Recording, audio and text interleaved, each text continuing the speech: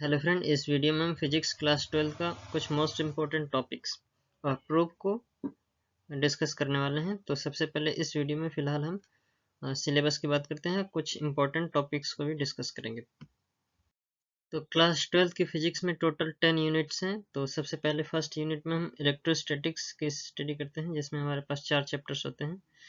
फिर उसके बाद करंट और इलेक्ट्रिसिटी है। फिर उसके बाद मैग्नेटिक इफेक्ट और करंट और उसकी मैग्नेटिज्म की प्रॉपर्टी जो करंट से जनरेट होती है वो है। उसके बाद इलेक्ट्रोमैग्नेटिक इंडक्शन और अल्टरनेटिंग करंट है। और फिफ्थ यूनिट में हमारा इलेक्ट्रोमैग्नेटिक वेव्स हो जाएगा। फिर उसके बाद ऑप्टिक्स, उसके बाद dual nature of radiation and matter, and then atoms and nucleus. After that electronic devices, and finally we will discuss about communication system, that is unit 10। तो अल्टरनेटिंग करंट की series first के इस video में हम कुछ most important topics को भी discuss करेंगे। तो उसमें सबसे पहले average value of alternating current, उसके बाद एक्सप्रेशन कैसे डिराइव करना है, and then RMS value, root mean square value हम निकालते हैं करंट की, and then formula of derivation of RMS value, इसके फार्मूला का प्रूफ भी देखेंगे। उसके बाद derivation of heat generated by AC over one cycle, मतलब पावर और पावर फैक्टर की बात होगी। अगर हम कॉन्टिन्यूस फंक्शन के एवरेज वैल्यू की बात करें तो हमारे पास एक फार्मूला होता है, टोटल ऑब्जर्वेशन को सम करते हैं, जैसे कि हम डिसकंटिन्यूअस डेटा में करते थे, और टोटल नंबर ऑफ ऑब्जर्वेशन से डिवाइड कर देते हैं। इसमें क्या होता है, जो भी फंक्शन दिया होता है उसको हम इंटीग्रेट करते हैं, मतलब उसका सम निकालते हैं, lower limit to upper limit. जैसे एक्स टी टाइम का कोई एक फंक्शन हो सकता है, जैसे वोल्टेज, करंट और पावर, ये तीनों क्या होते हैं, टाइम के फंक्शन होते हैं। तो इसका तो सबसे पहले सम निकालेंगे एक डेफिनेट वैल्यू के बीच में, मतलब माइनस टी या टी के बीच में निकाल सकते हैं, या फिर जीरो और टी के बीच में निकाल सकते हैं, और उस इंटरवल से इसको डिवाइड करना होता है। तो टोटल सम उस फंक्शन की उस इंटरवल में, that means minus t to t x t d t, इसका इंटीग्रेशन क्या बताएगा कि उस इंटरवल में इसकी टोटल वैल्यू कितनी है, और फिर उस इंटरवल की लेंथ से उसको डिवाइड कर देंगे। ठीक है, तो यहाँ से एवरेज वैल्यू आ जाएगी। अगर हम करंट के एवरेज वैल्यू की बात करें तो एसी के केस में एक कंप्लीट साइकिल के लिए करंट की टोटल वैल्यू 0 होती है। तो जिस तरीके से हम डिसकंटिन्यूअस फंक्शन में एवरेज निकालते थे, जिसमें हम टोटल ऑब्जर्वेशन को सम करते थे और टोटल नंबर ऑफ ऑब्जर्वेशन से डिवाइड कर देते थे, ठीक उसी तरीके से हमारे कॉन्टिन्यूअस फंक्शन में भी होता है।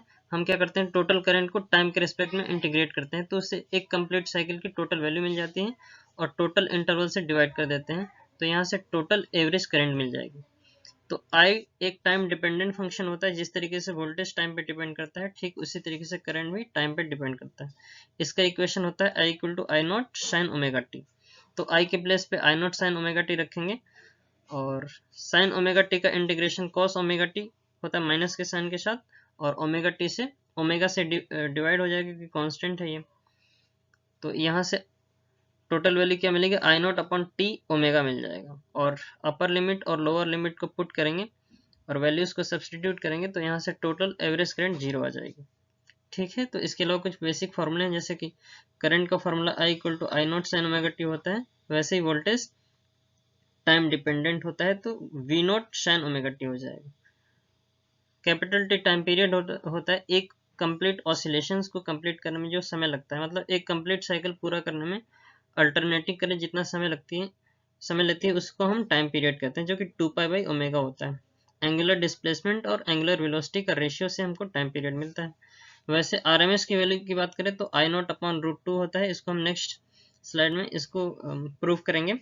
वैसे V R M S V naught upon root two हो जाएगा, और पावर को टी में लिखना चाहे तो P naught I P equal to P naught sine square omega t हो जाएगा, पी नॉट के प्लेस पे आई नॉट आर हो जाएगा। ठीक है, इस तरीके से हम एवरेज करंट, एवरेज वोल्टेज और एवरेज पावर के फॉर्मूला को प्रूव कर सकते हैं। अब हम average value of AC current, जैसे कि हम लोगों ने प्रीवियस स्लाइड में देखा था, ठीक वही चीज इसमें भी करने वाले हैं, लेकिन इसमें हम हाफ साइकिल का निकालेंगे और फिर नेक्स्ट हाफ साइकिल का। तो एक हाफ साइकिल में एग्जैक्ट उतनी वैल्यू आएगी जो कि नेक्स्ट हाफ साइकिल में आएगी, लेकिन माइनस साइन के साथ। तो इससे फायदा क्या होगा कि हमको हाफ वैल्यू के लिए एवरेज करंट की वैल्यू मिल जाएगी। प्रीवियस स्लाइड में क्या था कि उसमें टोटल करंट एक ही बार में 0 हो जाती है, इसमें हम हाफ हाफ साइकिल के लिए निकालेंगे तो हमको एग्जैक्टली हाफ साइकिल की कुछ एवरेज वैल्यू मिल जाएगी। तो सेम तरीके से अगर हम हाफ साइकिल के लिए आई एवरेज निकालें तो हमको करंट का इंटीग्रेशन करना होगा 0 से t/2 इंटरवल में। जो प्लस साइन है मीन्स अपर हाफ के लिए हम टोटल करंट का एवरेज निकाल रहे हैं। तो इसमें आई डी टी हो जाएगा, आई की वैल्यू रखेंगे I naught sine omega t, sine का इंटीग्रेशन कॉस होता है माइनस साइन के साथ, वैल्यू पुट करेंगे 0 से पाई बाई ओमेगा। ठीक है, टी की वैल्यू क्या हो जाएगी 2 पाई बाई ओमेगा हो जाएगी। ये हमारी अपर लिमिट हो जाएगी और लोअर लिमिट 0 ही रहेगी। ठीक है, 0 से लेके इस टाइम तक वेरी हो रहा है। तो इसमें टोटल एवरेज करंट क्या आ जाती है 2 आई नॉट अपन पाई आ जाता है। वैल्यू पुट करेंगे तो 0.637 आई नॉट आ जाता है। सेम वैल्यू हमारे नेगेटिव हाफ साइकिल के लिए भी आएगी लेकिन माइनस साइन के साथ। तो दोनों को ऐड कर देंगे तो इस केस में एवरेज करंट भी 0 ही आ जाएगी। लेकिन ये दूसरा तरीका है, इसके पहले हमने टोटल एक ही बार में कर लिया था। फिर उसके बाद रूट मीन स्क्वायर वैल्यू की अगर हम बात करें, आरएमएस वैल्यू होती है, तो हम क्या करते हैं सबसे पहले रूट लेते हैं एवरेज करंट का, फिर उसका स्क्वायर करते हैं। तो आरएमएस का मतलब क्या है, रूट लेना है, फिर उसका मीन मीन्स एवरेज लेना है और फिर उसका स्क्वायर कर देना है।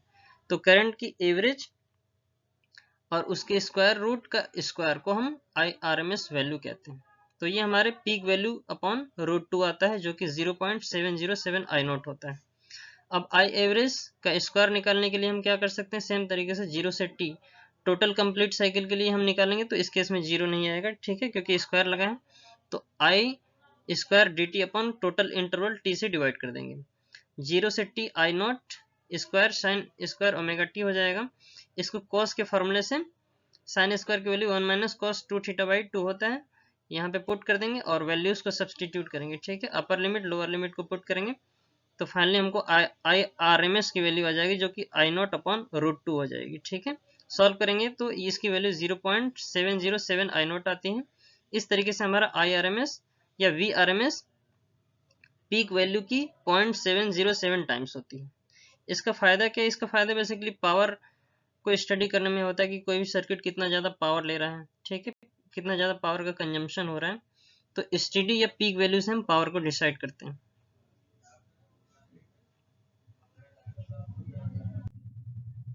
फिर सेम तरीके से अगर हम वोल्टेज की आरएमएस वैल्यू निकालना चाहें तो पीक वैल्यू की अपॉन √2 हो जाएगी जिसकी वैल्यू 0.707 वी नॉट होता है। ठीक है, एम का मतलब मैक्सिमम है या फिर वी नॉट से भी रिप्रेजेंट करते हैं। तो ये वी आर एम एस निकाला गया इस फॉर्मूले से। जिस तरीके से आई आर एम एस निकालेंगे एग्जैक्टली वही तरीका हमारा वोल्टेज की रूट मीन स्क्वायर वैल्यू निकालने के लिए होगी।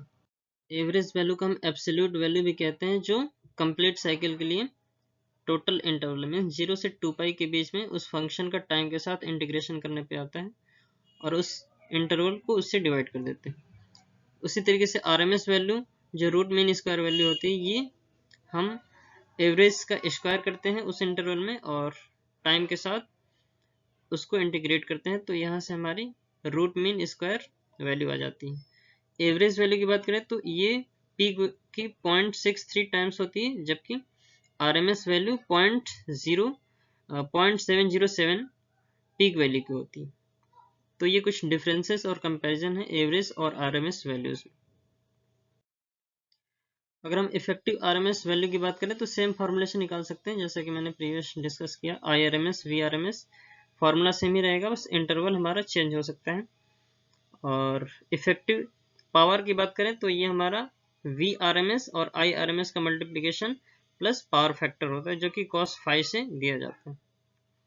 तो P इक्वल टू क्या हो जाएगा, V आर एम एस का स्क्वायर बाई R हो जाएगा, या फिर I आर एम एस का स्क्वायर करें R से मल्टीप्लाई करें तो यहाँ से भी पावर आ जाता है।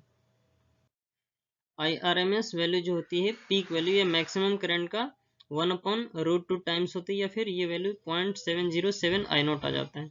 ठीक उसी तरीके से वोल्टेज के केस में भी है।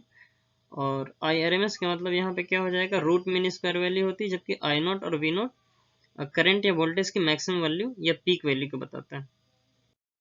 ठीक, इसके बाद वाले वीडियो में हम कुछ डिफरेंट मोस्ट इंपॉर्टेंट सर्किट्स को डिस्कस करेंगे, जिसमें सबसे पहले कैपेसिटर लगा होगा, फिर उसके बाद इंडक्टर होगा, फिर उसके बाद तीनों लगे होंगे। ठीक है, और उससे रिलेटेड जो भी करंट होगी वैल्यूज, करंट वोल्टेज की वैल्यूज होंगी, और उसका जो टोटल इम्पिडेंस होगा वो कैसे आएगा, फेजर डायग्राम क्या होता है, और ये सब फार्मूले उसी टॉपिक से रिलेटेड। तो इसके नेक्स्ट वीडियो में इसके बारे में हम डिस्कस करेंगे। इस वीडियो में इतना ही। Thanks for watching, thank you so much.